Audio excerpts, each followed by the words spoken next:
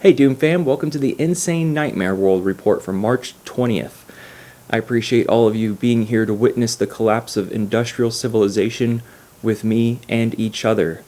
Feel free to use the like, donation, and comment button below if you appreciate this content. We are witnessing pure insanity in the 2020s. I'll be covering hot ticket items like climate, politics, and economy in this briefing. So, hang on. Many of you who have been following the science are already aware of the World Meteorological Organization's State of the Climate Collapse report published this week for 2024, indicating, among many things, that 2024 was 1.5 degrees Celsius over pre-industrial average. Funny enough, they indicate to policymakers who've done such a great job, reorganizing human life on Earth to benefit their needs, that we might stabilize at 1.3 or 1.4 degrees Celsius given we actually try for net zero, which is a non-starter. Business as usual until the end. 36 million people were displaced last year. Carbon emissions are now at their highest levels in 800,000 years, and methane has skyrocketed. Not to mention, the rate of warming has doubled. The atmospheric heat content has quadrupled. The rate of ocean warming, 90% of global warming, over the past 2 decades from 2005 to 2024 is more than twice that observed for the period from 1960 to 2005. Also, preliminary data suggests that the global average increase in CO2 concentration in 2024 will be a record, not just a small one, 25% higher than the previous record. Must go faster. We all know where this leads. The realists in this community have done their homework and come to the same conclusion I have, that we are destroying habitat for humans all over the planet.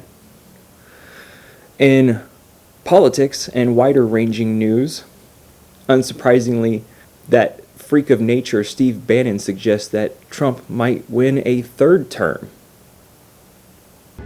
What is it you want now? Music. I don't see how that's going to help the situation.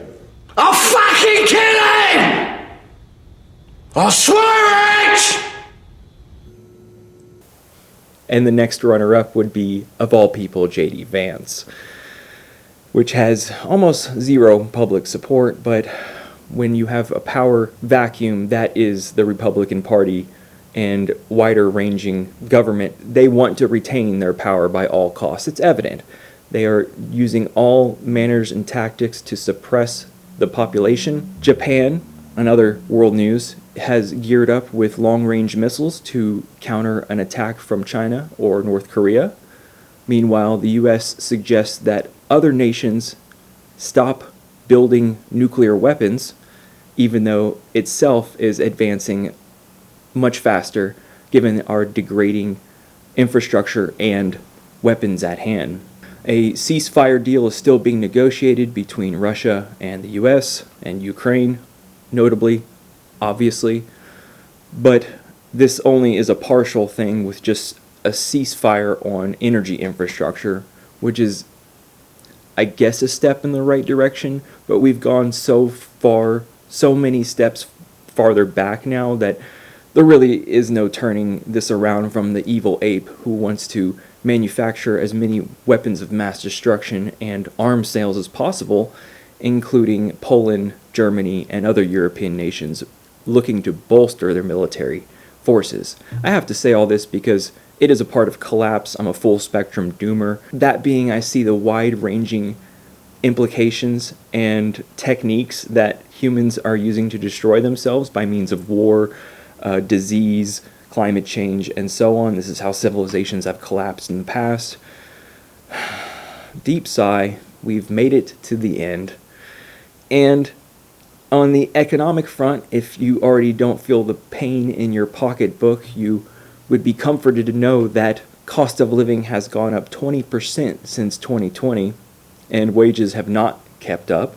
This means that most people are just skating by, with 68% of Americans living paycheck to paycheck, At least half of them don't think they can get approved for a new car loan or credit card or mortgage for that matter, which is a complete ripoff.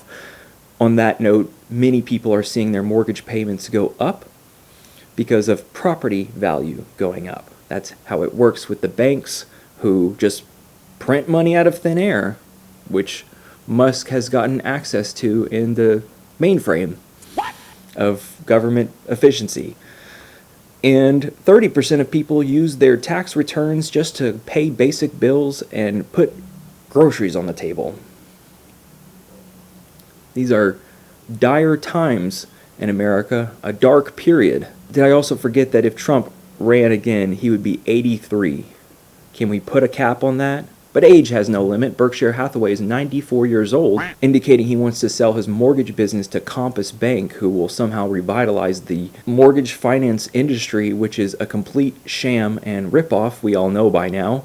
You're paying at least double, considering the interest and inflation that accrues over time.